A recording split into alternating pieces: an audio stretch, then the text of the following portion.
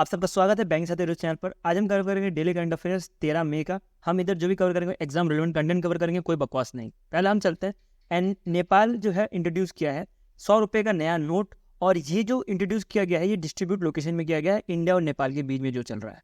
तो आप इधर ये नोट देख सकते हो, ये 100 रुपये का नोट है जो अभी भी नेपाल ने इंट्रोड्यूस किया है।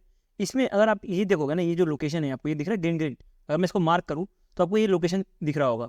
तो ये लोकेशन जो है अगर हम इसको मैप के पॉइंट ऑफ व्यू समझे तो आपको समझ आएगा कि ये लोकेशन आपको उत्तराखंड इंडिया में मिलेगा। और इवन ये जो नेपाल वाली जगह है ये इधर क्लेम करते हैं कि ये इनका इलाका है।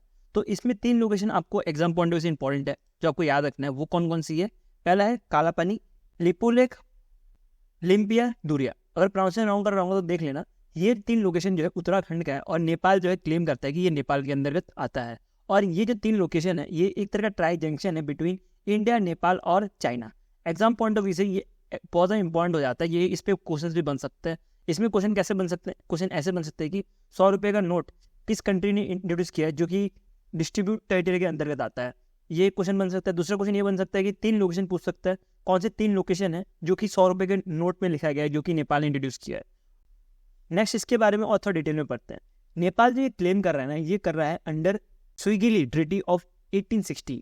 हमें इसके बारे में इतना डिटेल में नहीं पढ़ना, हमें सिर्फ इतना पता होना चाहिए कि सुइगिली ट्रीटी ऑफ 1860 के बेसिस पे ही नेपाल जो है ये क्लेम कर रहा है। इसमें इंडिया का कहना ये है जो भी ये नेपाल का क्लेम है ये यूनिलैटरल एक्ट है और इसको टर्म किया गया है as untenable artificial enlargement of the territory claim जो भी ये नेपाल कर रहा है उसको। तो आपको ये जो भी मैंने येलो करके रखा हुआ ना ये आपको पढ़ना जरूरी है। नेक्स्ट जो चलते हैं कि इंडिया का पहला म्यूचुअल फंड जो है लॉन्च किया गया है जो कि 50 मिड कैप और 50 स्मॉल कैप स्टॉक को लिस्ट करता है। तो पहले तो हमें ये समझना पड़ेगा कि मिड कैप क्या होता है। मिड कैप का मतलब वो कंपनीज होती है जिसका भी रैंक 101 से 250 के बीच में हो और इनका जो मार्केट कैप होता है वो 5,000 से 20,000 करोड़ तक रहता है। दूसरा जो है स्मॉल कैप है, हम इसको समझते हैं। स्मॉल कैप जो है 151 के ऊपर जो भी रहेगा वो उसको बोला जाता है स्मॉल कैप कंपनीज। और स्मॉल कैप्स कंपनीज का जो भी मार्केट कैप होता है वो 5,000 करोड़ से भी कम का होता है। इसके साथ ही हम एक और कैप पढ़ लेते हैं जिसको लार्ज कैप भी बोला जाता है। हमने मिड कैप और स्मॉल कैप पढ़ लिया, इसके साथ हम लार्ज कैप पढ़ते हैं। लार्ज कैप किसको कहा जाता है?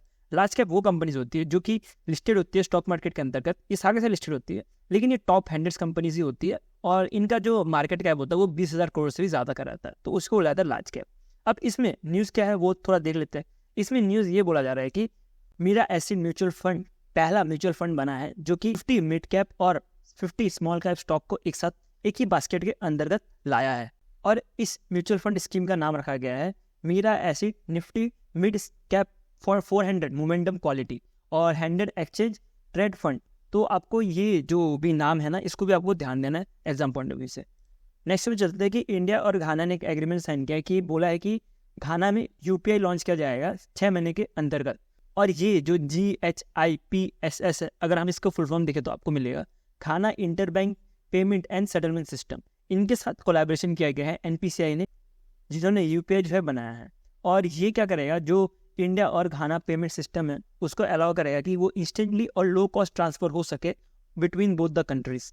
और अब जो यूपीआई है ऑलरेडी इम्प्लीमेंट हो चुका है फ्रांस, UAE, श्रीलंका और मॉरिशस में।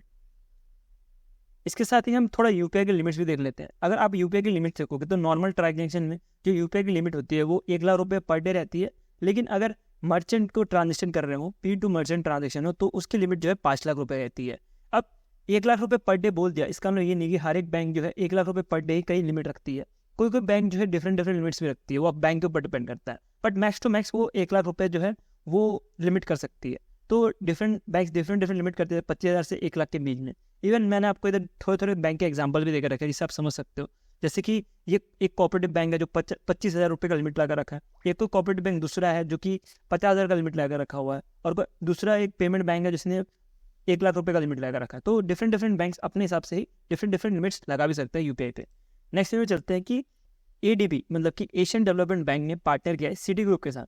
सिटी ग्रुप एक तरह का अमेरिकन मल्टीनेशनल इन्वेस्टमेंट बैंक है। ये दोनों पार्टनर किए हैं और इन्होंने साइन किया हुआ है मास्टर रिस्क पार्टिसिपेशन एग्रीमेंट। और ये पार्टिसिपेशन एग्रीमेंट क्या करेगा, ये एनहेंस करेगा सप्लाई चेन और फाइनेंस करेगा small and medium size enterprise को। और ये जो है $100 मिलियन एडिशनल दे रहे हैं across the Asia Pacific locations ने। और अब हम समझते हैं कि MRPA मतलब कि मास्टर रिस्क पार्टिसिपेशन एग्रीमेंट क्या है। ये एक तरह का लीगल पैक्ट है जो कि लेंडर और पार्टिसिपेट के बीच में होगा, और इसमें लिखा रहता है क्या रोल और रिस्पॉन्सिबिलिटी होने वाली है। नेक्स्ट में चलते हैं। नेक्स्ट न्यूज़ है इसरो की तरफ से आ रहा है कि इसरो ने कंडक्ट कराया पहला सेमी साइनोजेन टेक्नोलॉजी पर। तो आप इस पिक्चर से भी देख सकते हो कि मैं किसकी बात कर रहा हूँ। जैसे कि आपने देखा होगा ना, रॉकेट का जो नीचे वाला पार्ट होता है जिसको लॉन्च किया जाता है, जैसे आप इस फोटो से देख सकते हो, इसमें जो है लॉन्च हो रहा है, तो इसी को जो है बनाया गया है। तो इसके बारे में हम थोड़ा डिटेल में पढ़ते हैं। इसरो ने डेवलप किया है पहला ignition test on the semi साइट्रोजन preburner ignition test article, जिसको पीटा भी बोला गया है। एग्जाम पॉइंट ऑफ व्यू से ना आपको फुल फॉर्म भी याद रखना है। और ये जो टेस्टिंग की गई है सेमी सायोजन इंटीग्रेटेड इंजन टेस्ट फैसिलिटी पे, जो कि तमिलनाडु पे है। एग्जाम पॉइंट ऑफ व्यू से जो मैंने आपको येलो करके मार्क रखा हुआ है पीटा, ये इंपॉर्टेंट है। और ये जो है पहला टेस्ट किया गया है जो ब्लू कलर मार्क कर रखा है, ये इंपॉर्टेंट है। ये कहाँ कौन सी फैसिलिटी पे किया गया है और कौन सी लोकेशन में किया गया है वो इतना इंपॉर्टेंट नहीं होता एग्जाम पॉइंट ऑफ व्यू से, तो आप इसको सीधे छोड़ सकते हो। इसरो जो है पहली बार ये जो है डेवलप किया है, और इसकी जो किलो न्यूटन थ्रस्ट होने वाली है सेमी साइनोजन इंजन की, वो होने वाली है 200 किलो न्यूटन। और अगर हम साइनोजन की बात करें, नेक्स्ट हम साइनोजन के बारे में पढ़ते हैं कि क्या है सेमी साइनोजन। तो सेमी साइनोजन का मतलब होता है, ई साइनोजन एक तरह का रॉकेट टाइप रहता है जिसमें जो भी फ्यूल होती है उसको यूज़ किया जाता है बाय कॉम्बाइनिंग लिक्विड और गैसेज फॉर्म में। जो भी लिक्विड और गैसेज फॉर्म में यूज़ करके इसको यूज़ किया जाता है, उसी को बोला जाता है सेमी साइनोजन इंजन। फिर नेक्स्ट न्यूज़ आ रहा है कि इंडियन एयरफोर्स और इंडियन आर्मी प्लान कर रही है कि जो यूएसए का MQ-9B प्रेडेटर है, इसको जो है यूपी के 2 लोकेशन, कौन कौन से, गोरखपुर और सरसावा के एयरबेस में डिप्लॉय किया जाए। और ये डिप्लॉय करके करेंगे क्या, ये डिप्लॉय करके सुपरवाइज करेंगे LAC, मतलब कि लाइन ऑफ एक्चुअल कंट्रोल को चाइना से। तो ये लद्दाख से लेकर अरुणाचल प्रदेश पूरा का पूरा लोकेशन कवर करने का काम करेगा ये प्रेडेटर। अब थोड़ा इस प्रेडेटर के बारे में पढ़ लेते हैं। ये प्रेडेटर जो है एक तरह का रिमोटली पायलट एयरक्राफ्ट सिस्टम है, मतलब ये क्या है, ये रिमोट से चलेगा। और ये प्रेडेटर जो है टोटल अब तक हम 31 खरीद चुके हैं, और इसमें से जो 15 यूज़ किए जाएंगे बाई इंडियन नेवी, 8 जो है इंडियन एयरफोर्स और इंडियन नेवी ने एक्वायर किए हुए हैं। और ये सर्वेलेंस रेंज आपको थोड़ा याद रखना है, एग्जाम में पूछ सकते हैं कि इसका सर्वेलेंस रेंज कितना होगा। इसका जो सर्वेलेंस रेंज होगा वो 3,000 किलोमीटर तक हो सकता है। नेक्स्ट में चलते हैं कि यूनिसेफ क्या है, यूनाइटेड नेशन चिल्ड्रन फंड। इन्होंने जो है बॉलीवुड एक्टर करीना कपूर खान को as a national brand ambassador बना दिया गया है। तो इनको ब्रांड एम्बेसडर बनाया गया है, और इनकी जो रोल रहेगी वो रहेगी अर्ली डेवलपमेंट, चाइल्ड का हेल्थ, एजुकेशन और जेंडर इक्वलिटी को प्रमोट करना। और ये किया गया है ऑन द सेलिब्रेशन ऑफ, ये एग्जाम पॉइंट से इंपॉर्टेंट है, 75 year of UNICEF partnership with India. इस बार यूनिसेफ ने पार्टनर किया है इंडिया के साथ, और ये जो है 75 ईयर के सेलिब्रेशन में ही brand ambassador as a Kareena Kapoor ji को बनाया गया है। नेक्स्ट है कि यूनिसेफ इंडिया ने तो कुछ 4 लोगों को और सिलेक्ट किया गया है यूथ एडवोकेट के लिए। 4 बंदों के नाम यहाँ से पढ़ सकते हो। यूथ एडवोकेट्स होगा क्या, यूथ एडवोकेट्स वो लीडर्स है जो कि क्यू इशू को उठाते हैं, जैसे कि क्लाइमेट चेंज हो गया, हेल्थ मेंटल हो गया, इनोवेशंस होगी, या girl in science technology engineering and mathematics. ये जिस बंदे ने भी उठाया है उनको जो है as a youth advocate select किया गया है। तो आप ये जो है 4 नाम देख सकते हो। नेक्स्ट न्यूज़ चलते हैं कि नेक्स्ट न्यूज़ बहुत एग्जाम पॉइंट से इंपॉर्टेंट हो जाता है, क्योंकि बहुत टाइम से अगर आपने फॉलो कर रहे हो अप्रैल का महीने करंट अफेयर्स या पिछले साल भी करंट अफेयर्स पढ़े होंगे, तो आपको हर समय एक नाम कॉमन मिलता था, वो था मैक्स वर्स्टेपन। लेकिन इस बार जो है ये चेंज कर दिया है बाय लैंडो नॉरिस। तो लैंडो नॉरिस जो है पहला फॉर्मूला कप रेस जीते हैं अपने करियर का, और इन्होंने जो डिफीट किया वो मैक्स वर्स्टेपन को किया इन मियामी ग्रैंड प्रिक्स में। अब हम नेक्स्ट देखते हैं कि किसको कौन सा पोजीशन मिला है और उसके साथ वो कहाँ से बिलोंग करता है। तो आपको जो पहला मिलेगा लैंडो नोरिस, जो बिलोंग करता है वो यूके से बिलोंग करता है, और इनकी जो टीम है या इनकी जो कार की जो टीम है पूरी की पूरी वो है मैकलेरन। और दूसरा जो बंदा आया है वो मैक्स वेस्टिपन आया है जो कि नीदरलैंड से बिलोंग करता है, और ये जो है अब कार चलाते हैं वो रेड बुल के चलाते हैं। उसके बाद जो 3rd नंबर पे आया है, ये एग्जाम पॉइंट से इंपॉर्टेंट नहीं है, तब भी आपको थोड़ा ध्यान देना है कि ये है चार्ल्स, ये जो गाड़ी चलाते हैं वो फरारी की चलाते हैं। नेक्स्ट करंट अफेयर्स में चलते हैं, जो भी MU और पार्टनरशिप मैंने उसको एक साइड कर दिया है।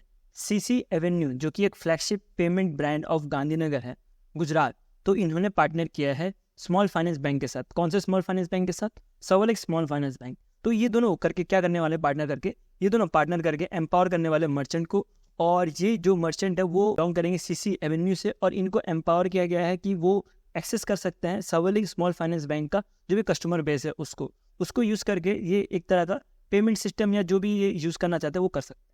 CC एवेन्यू जो है इंडिया का पहला गेटवे पेमेंट प्लेयर था जो कि CBDC मतलब कि central bank digital currency use करने वाला पहला था फॉर ऑनलाइन रिटेल मर्चेंडाइज। तो इसमें जो ऑनलाइन रिटेल मर्चेंडाइज है वो भी यूज़ कर सकते हैं small finance bank, several small finance का जो भी कंज्यूमर बेस है उसको। तो ये जो है एग्जाम पॉइंट ऑफ व्यू से इंपॉर्टेंट बन जाता है। नेक्स्ट जो MU साइन किया गया है by Tata steel special economic zone limited के द्वारा, और इन्होंने जो साइन किया गया है वो HHP5 प्राइवेट लिमिटेड के साथ किया गया है। और ये एक तरह का इस्टेब्लिश करने वाले ये दोनों मिलके ग्रीन हाइड्रोजन और ग्रीन एमोनिया प्रोजेक्ट कहाँ पे, उड़ीसा में। ठीक है, एग्जाम पॉइंट ऑफ व्यू से इतना इंपॉर्टेंट है, बाकी कुछ काम करनी है।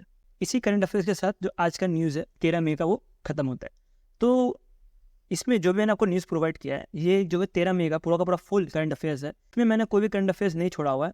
ये आप मत सोचना है कि ये छोटा वीडियो है 10 से 15 मिनट का, तो बहुत सारे न्यूज़ छोड़ दिए होंगे। मैंने कोई न्यूज़ छोड़ा, जो भी इंपॉर्टेंट न्यूज़ है वो आपको बता दिया और एग्जाम रिलेवेंट कंटेंट दिया है। इसमें मैंने कुछ न्यूज़ छोड़ी हुई है, जैसे कि MNews हो गया, इंपॉर्टेंट डेज हो गए, उसको हम लास्ट में एक बार में ही खत्म कर लेंगे। इसको रोज़ रोज़ पढ़ के कुछ फ़ायदा नहीं होता, तो कंटेंट भी ज़्यादा हो जाता है और टाइम भी वेस्ट होता है, तो इसलिए मैंने इधर ऐड नहीं करके रखा हुआ। तो अब वीडियो अभी के लिए इतना रखते हैं। Thank you for watching this video.